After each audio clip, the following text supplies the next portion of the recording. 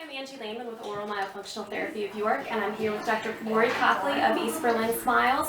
We are taking a look at Tate today. This is Tate. Say hi, Tate. What's up? He is 10 and a half, and he is in today for a frenectomy because of a tongue tie.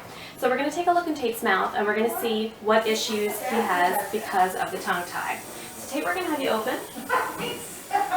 So we're going to take a look under Tate's tongue, and we're going to look at this little piece of tissue here. It's called the frenum, and in some people it is a little bit more restricted than in others.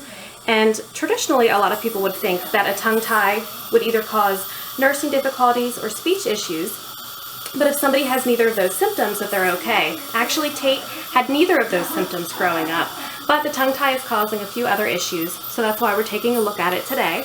If he opens really wide and you look on the floor of his mouth, you can see how tight that restriction is. You can see that it actually extends the entire way up onto the alveolar ridge. Tate has good range of motion when he sticks his tongue out, so stick your tongue out. Excellent. Where we see the issue with him is when he's elevating his tongue to the roof of his mouth. So Tate, open, and try and lift your tongue up to the roof of your mouth. Excellent. One thing that people don't think of when they think of a tongue tie is that the tip of the tongue needs to be free to be able to extend back to all of the molars and to be able to sweep food debris from the teeth. And so it can actually help to keep the teeth clean. We usually see in a lot of older adults that have tongue ties that they may have more decay, more restorations on their posterior teeth because their tongue tip has not been free to help clean. So you can see as Tate tries to touch his molars, easier for him to reach his mandibular molars. On the maxillary, very, very difficult, if not impossible. The other thing that we need to think of when we're looking at tongue ties is how is this affecting skeletal growth? During a natural swallow, the tongue needs to be able to reach the roof of the mouth, and the tongue also needs to be able to rest in the roof of the mouth when he's not speaking or swallowing. And the tongue resting up in the roof of the mouth is what helps that palate to expand into a nice U-shaped arch. If you take a look again inside Tate's mouth, you can see the evidence of his tongue not being able to reach the palate. Tate, I'm going to have you lift your head up, because what you see is a really high, narrow arch. And believe it or not, Tate has actually had expansion. About 3 years ago, he had an upper and a lower expander. The palate was actually nice and flat and shallow after his expansion was complete. And in the meantime, I'm actually seeing the high, narrow palate start to come back a little bit. And that's because the tongue is not able to rest up in the palate because of that restriction. So that's the reason that we're going to do the lingual frenectomy for him today.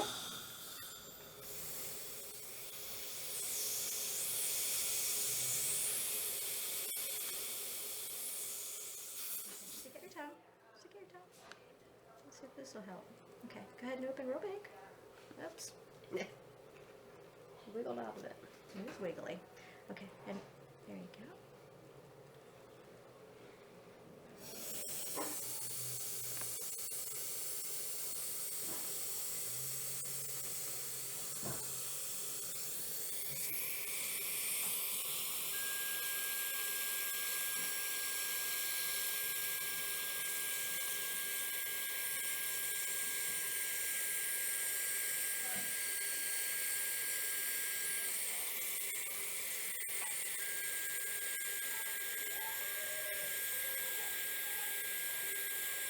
Can we open a little bit more? I know. Really pull that apart. There we go.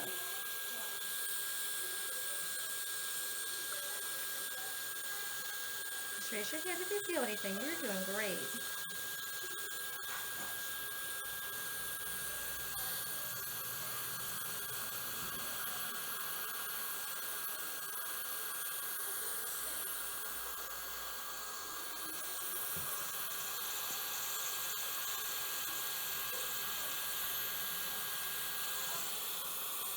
Open.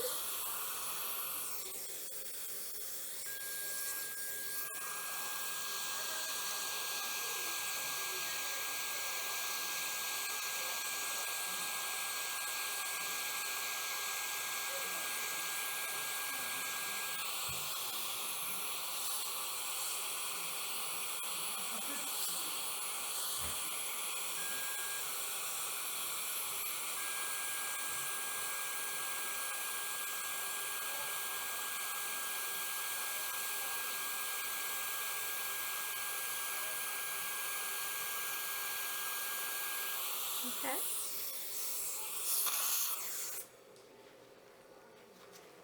Okay. Now go ahead and open. Let's see if you bring your tongue up to the roof of your mouth.